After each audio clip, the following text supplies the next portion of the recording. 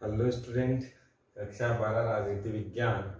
हम पढ़ रहे थे सुरक्षा परिषद, और सुरक्षा परिषद में अंतिम बिंदु है सुरक्षा परिषद का आलोचनात्मक परीक्षण,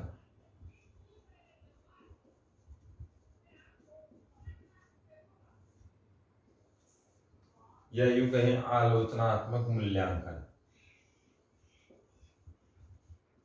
ये बहुत इंपॉर्टेंट टॉपिक है कि सुरक्षा परिषद को वर्तमान दृष्टिकोण से हम देखें या इसका मूल्यांकन देखें। मूल्यांकन में दोनों चीजें आती हैं। पॉजिटिव हम लोग देख चुके थे, अब इसका नकारात्मक आलोचनात्मक परीक्षण हम लोग करके देखते हैं। हम ये जानते हैं कि 1950 के दशक से लेकर आज तक सुरक्षा परिषद जिस एजेंडे को लेकर चल रहा था उसमें प्रमुख था थर्ड वर्ल्ड वॉर। इसमें ये 100% कामयाब है। थर्ड वर्ल्ड वॉर नहीं हुआ, दुनिया इससे सुरक्षित है, इस बात को हम नहीं नकारते। लेकिन जितने भी इसके आलोचक हैं वे लगातार क्या उठा रहे हैं, सवाल पर सवाल उठा रहे हैं कि यूएनओ सिक्योरिटी काउंसिल ने बहुत सारे युद्धों को नहीं रोका है, बहुत सारे संघर्षों को आगे बढ़ा दिया है, या यूं कहें दुनिया के बहुत सारी समस्याओं का समाधान इसने नहीं किया। अब उदाहरण के तौर पर हम देखें, यूएनओ सिक्योरिटी काउंसिल बनने के बाद भारत 5 युद्ध लड़ चुका है। 47 में भारत ने युद्ध लड़ा, 1965 में भारत ने युद्ध लड़ा, 1971 में और 1999 में। ये 4 युद्ध तो लड़ चुका है पाकिस्तान से, और 1962 में लड़ चुका है चाइना से, और अभी लेटेस्ट 2020 में भी ऐसा लग रहा है कि चाइना से संघर्ष कभी भी हो सकता है। तो ये सिक्योरिटी काउंसिल जो सुरक्षा का एक ताना बाना बुनना चाहिए था वो नहीं बुन पाया। कहीं ना कहीं इसमें ये क्या हुआ, असफल हुआ। जो वास्तव में एक कम्युनिटी को साथ लेकर एक कंबाइंड योजना बनाकर सिक्योरिटी का पर्पज जिसलिए इसको दिया गया था, सिक्योरिटी का भार इसे दिया गया था, उसमें ये 100% क्या है, असफल हो रहा है। इसमें हम आगे देखें तो यूएनओ का पहला काम तो था युद्धों को रोकना, जिसमें ये कामयाब नहीं हुआ। इसके बाद हम अगर आगे देखें तो भारत के साथ इतने काम हुए हैं, तो आप जानते हो अमेरिका है, चाइना है, जापान जैसे देश हैं, इन्होंने क्या आतंक मचाया होगा। जापान तो शांति प्रिय है, लेकिन रसिया वगैरह है, इन सब ने कितनी दादागिरी वर्चस्व दिखाई होगी। इसके बाद आज का महत्वपूर्ण बिंदु है आतंकवाद। आप जानते हैं पूरी दुनिया में आज सबसे ज्यादा जो प्रॉब्लम है वो कौन से हैं, आतंकवादियों से है। और पाकिस्तान, अफगानिस्तान जैसे देश आतंकवाद के केंद्र बने हुए हैं, और यहां से पूरी दुनिया में आतंकवाद फैल रहा है। यूएनओ सिक्योरिटी काउंसिल ऐसे खतरों की तरफ ध्यान दे ही नहीं रहा। वास्तव में अगर देखा जाए, अमेरिका जैसा देश जिसपे 9/11 का हमला होता है, और इसका जो मेन मुखिया होता है, आरोपी होता है ओसामा बिन लादेन, और ये कहां मिलता है, पाकिस्तान के आर्मी सेंटर के पास। और पूरी दुनिया में ये पता लगता है कि पाकिस्तान आतंक का सरपरस्त है, आतंक का प्रोटेक्शन करने वाला है। हाफिज सईद यहाँ है, हमारे यहाँ जो प्लेन हाईजैक हुआ था, कंधार हाईजैक, उसका निर्माता ये था। दुनिया में जितने भी लगभग अटैक होते हैं, आतंकवादी एक्टिविटीज होती हैं, वो लगभग पाकिस्तान से जुड़े हुए कहीं ना कहीं किसी न किसी रूप में जुड़ी हुई होती है। ऐसे में सुरक्षा परिषद इसकी तरफ कहीं कोई ध्यान नहीं दे रहा है। एक प्रकार से ये भी क्या है, मानव जाति के लिए खतरा ही है। इसके बाद आजकल अगर देखें तो वायरस भी एक बड़ा खतरा आ रहा है। जैसे अभी वर्तमान में चल रहा है कोरोना, इससे पहले सार्स आया था, इससे पहले और भी बहुत सारे वायरस आए थे। इन सब की तरफ भी सुरक्षा परिषद का कहीं ना कहीं ध्यान नहीं जा रहा है। कुल मिला के जो खतरे हैं अंतरराष्ट्रीय धरातल पर, उसमें सुरक्षा परिषद कामयाब नहीं हुआ है। सुरक्षा परिषद को इसलिए बनाया गया था ताकि अंतरराष्ट्रीय शांति और सुरक्षा दोनों की सुरक्षा हो सके। वास्तव में अंतरराष्ट्रीय सुरक्षा जब ही संभव है जब सभी देश एक धरातल पर मिलकर डिसीजन ले, लेकिन इसमें ये कामयाब नहीं हो पा रहे हैं। सुरक्षा के दृष्टिकोण से सुरक्षा परिषद का वास्तव में मानव जाति के हित के लिए जो निर्णय लिया गया था, मानव जाति के सार्थक समर्थन का जो वादा किया गया था, उसमें कहीं ना कहीं ये असफल होता हुआ नजर आ रहा है। इसके 2-3 उदाहरण मैं आपको और देता हूं। सुरक्षा परिषद का एक तरफा झुकाव कहां है? यदि हम 1990 के दशक में 2003 और 1990 के घटना को देखें तो ये 2 बार हमले हुए, किस पर? इराक पर। और ये हमले किसने किए? अमेरिका प्लस उसके सहयोगियों ने।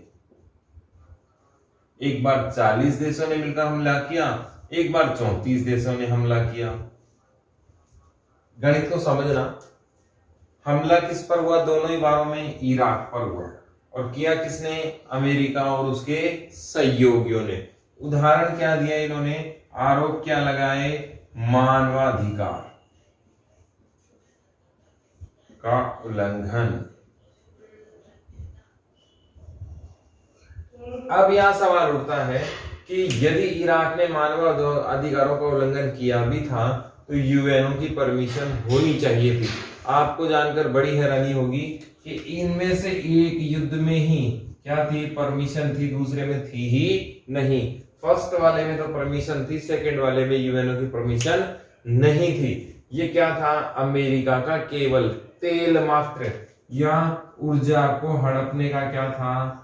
एक प्रकार का षड्यंत्र था। एक बात। दूसरी बात, यदि अमेरिका के साथ बाकी देश भी लड़ रहे थे, 34 लड़ रहे थे, एक बार 40 लड़ रहे थे, तो उनकी सेनाएं आगे क्यों नहीं आई? उनकी सेना का युद्ध में इन्वॉल्वमेंट क्यों नहीं हुआ?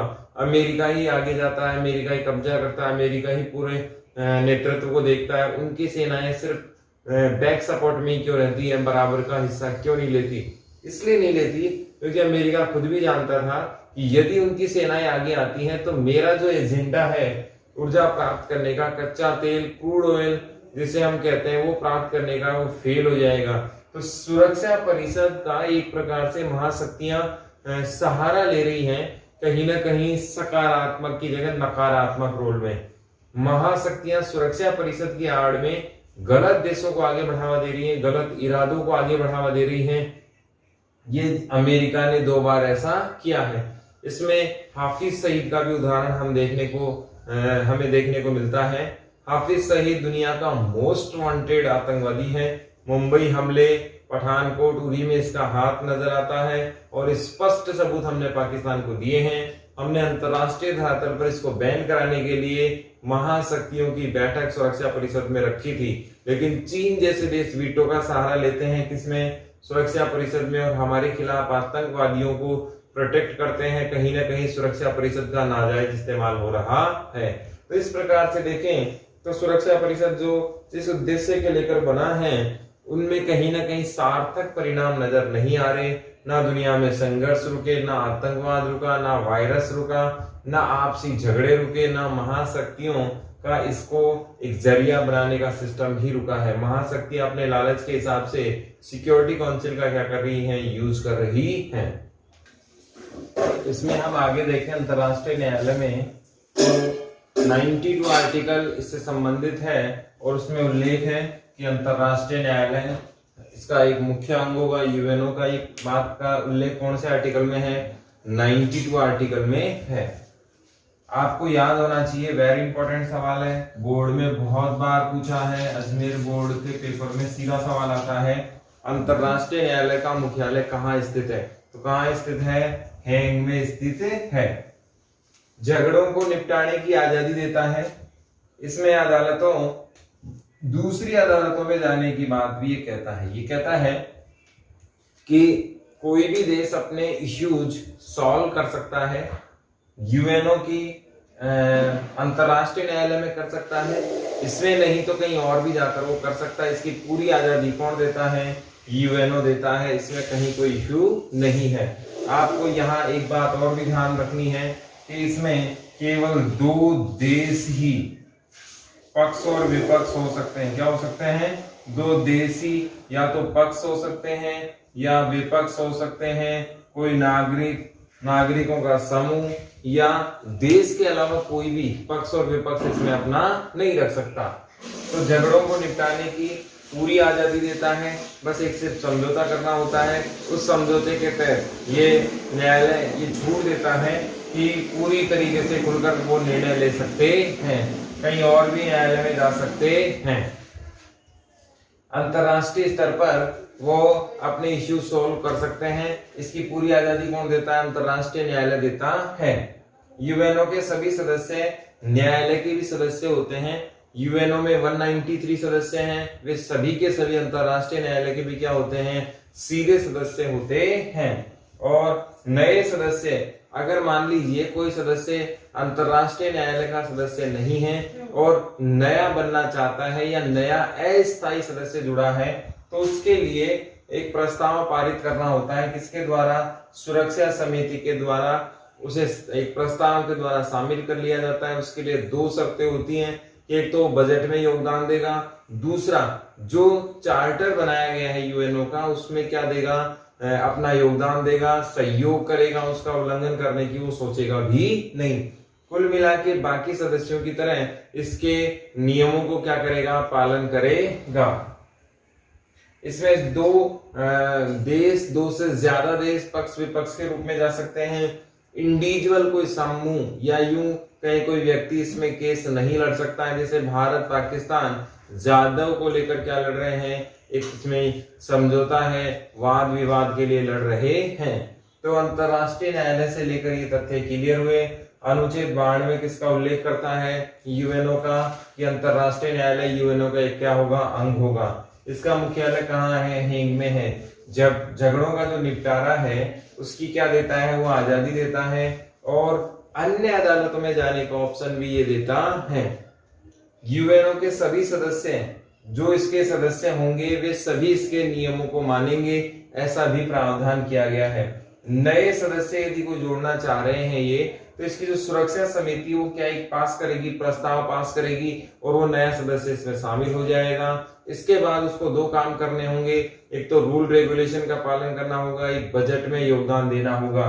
तो ये अंतरराष्ट्रीय न्यायालय को लेकर कुछ तथ्य क्लियर होते हैं। इसके बाद हम इसमें आगे देखें तो न्यायाधीशों की संख्या की बात करें तो आपकी बुक में ये गलत राइट किया हुआ है। आपकी बुक में 22 न्यायाधीशों का उल्लेख है जो कि यहाँ पर गलत है।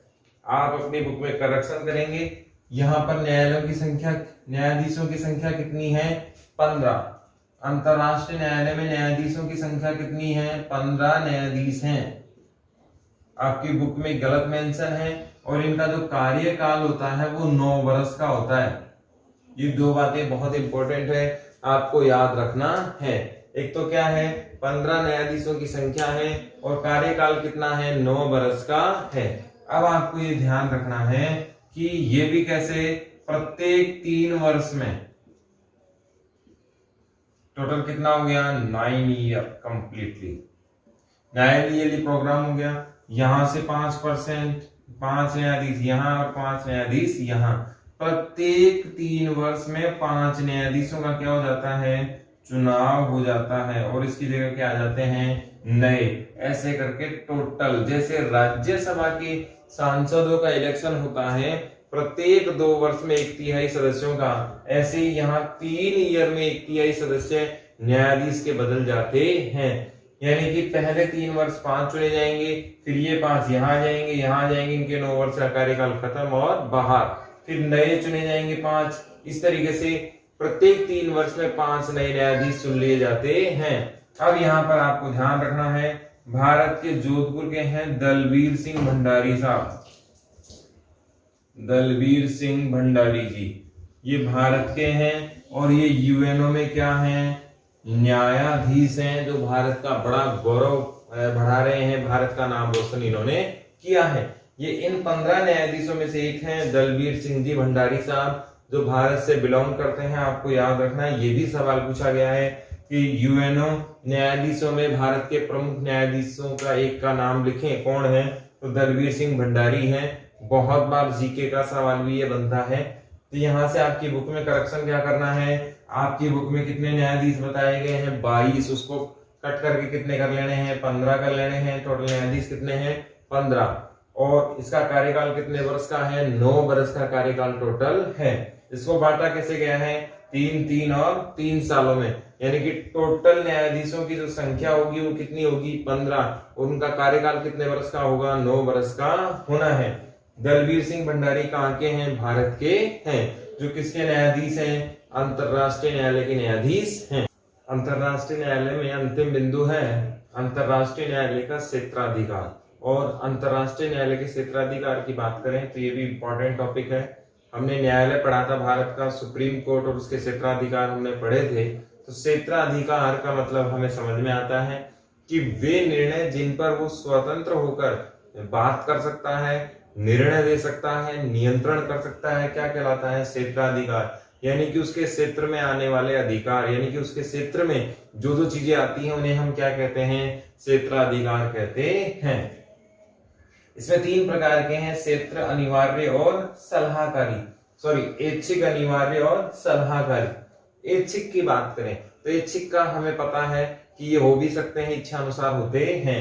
राज्यों पर प्रतिबंध नहीं होगा। यहाँ राज्य शब्द देश के लिए है। अंतरराष्ट्रीय राजनीति में राज्य की बात अगर हम कर रहे हैं तो यहाँ ये किसका उदाहरण है? देश का उदाहरण है। किसी भी देश पे प्रतिबंध नहीं होगा कि वे मुकदमे अंतरराष्ट्रीय न्यायालय में ही लाएं। वे जिस एजेंसी में चाहें, जिस न्यायालय में चाहें, जिस स्तर पर सॉर्ट आउट करना चाहें कर सकते हैं। वे अंतरराष्ट्रीय न्यायालय में अपना मामला ला भी सकते हैं, अंतरराष्ट्रीय न्यायालय में मामला नहीं भी ला सकते। ये उस पर डिपेंड करेगा कि राज्य क्या चाहता है, पक्ष विपक्ष क्या चाहते हैं। तो ये कौन सा अधिकार हुआ? ऐच्छिक अधिकार हुआ। दूसरा अनिवार्य, आर्टिकल 30, ये आपको ध्यान रखना है। आर्टिकल 30 अंतरराष्ट्रीय न्यायालय के क्षेत्राधिकार अनिवार्य से संबंधित, क्षेत्राधिकार से संबंधित है। अब यहाँ 3-4 बातें आपको बहुत ध्यान से देखनी है। पहली बात इसमें क्या है? संधि की व्याख्या। किसी भी संधि अंतरराष्ट्रीय धरातल पर की गई है तो इस संधि में अगर कोई प्रॉब्लम होती है, किसी प्रकार की कोई इश्यूज क्रिएट होते हैं, तो इसका अंतिम जो डिसीजन लेना है, फाइनल जो रिजल्ट्स देना है, या यूं कहें कि कोई एक्सक्यूज देना है, वो कौन देगा? अंतरराष्ट्रीय न्यायालय ही देगा। उस संधि में आगे क्या किया जा सकता है? विवाद को सॉर्ट आउट कैसे किया जा सकता है? जो मीडिएटर का काम करेगा वो कौन करेगा? अंतरराष्ट्रीय न्यायालय ही करेगा। अंतरराष्ट्रीय कानून संबंधी प्रश्न। अब नया कोई अंतरराष्ट्रीय कानून बनाना है, सभी देशों को मिलकर बनाना है, तो वो भी काम कौन करेगा? अंतरराष्ट्रीय न्यायालय ही करेगा। क्योंकि पूरे विश्व का एक प्रकार से न्यायालय की बात करें तो ये अंतरराष्ट्रीय न्यायालय ही है। वास्तविकता कानून बन जाती है। यदि कोई ऐसा कार्य या ऐसी कोई घटना जो वास्तव में घट जाती है और अब उसे रिवाइज नहीं किया जा सकता, तो वह स्थायी कानून का रूप ले लेती है। और इसे प्रामाणिकता कौन दे देता है? अंतरराष्ट्रीय न्यायालय दे देता है। इसे आगे की तरफ लेके जाने की कोशिश वो करता है। अब जैसे बहुत सारे नियम आज ह्यूमन राइट से लेकर बहुत सारे डेवलपमेंट हो चुके हैं, बहुत सारी चीजें इसमें जुड़ चुकी हैं, तो उनको ये स्वतः ही ऐड कर लेता है कि मानव को कैसे बेहतर जीवन दे सकते हैं। कानून तोड़ने पर क्षतिपूर्ति और दंड।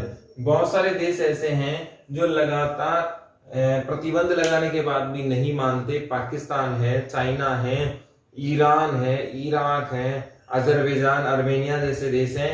ये लगातार नियम तोड़ते ही रहते हैं। ऐसी स्थिति में इन पर कानून का शिकंजा कसा जाता है, क्षतिपूर्ति की बात की जाती है, दंड देने की बात की जाती है, ताकि बाकी देश इनसे कुछ सबक ले सके, कोई नियम ना तोड़े।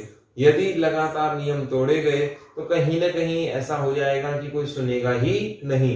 इसीलिए अंतरराष्ट्रीय न्यायालय ने क्षतिपूर्ति की बात कही है कि हर हाल में जो भी नियम तोड़ेंगे उनको क्या भुगतना पड़ेगा? दंड भुगतना पड़ेगा।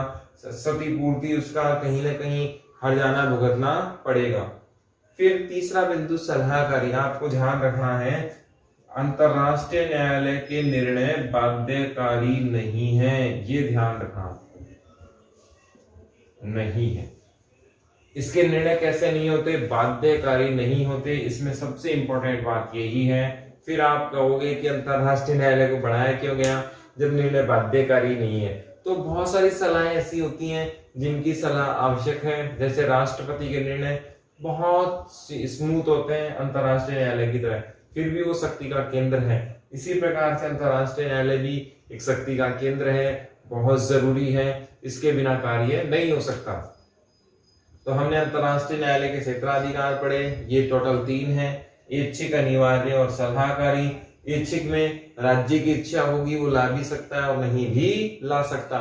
जो अंतरराष्ट्रीय न्यायालय के समक्ष ले जाएगा, अंतरराष्ट्रीय न्यायालय उन्हीं मुकदमों को सुनेगा। अनिवार्य, ये आर्टिकल 30 से संबंधित है और संधि की व्याख्या कर सकता है, कानून बना सकता है, वास्तविकता जो भी कानून बन चुके हैं, व्यवहारिक स्थिति बदल चुकी है उसे कानून दे देगा, कानून तोड़ने पर दंड का प्रावधान है। सलाहकारी, इसमें एक चीज रह गई, कोई भी अंतरराष्ट्रीय एजेंसी, समूह या देश यदि अंतरराष्ट्रीय न्यायालय की सलाह लेना चाहता है तो राइटिंग में आपको एप्लीकेशन देनी होती है, अंतरराष्ट्रीय न्यायालय उस पर सलाह देगा। क्या सलाह देता है, कैसी सलाह देता है और उसको मानना ना मानना एजेंसी या देश के लिए अनिवार्य नहीं है। चाहे तो वो एजेंसी मान सकती है, चाहे तो वो नहीं माने।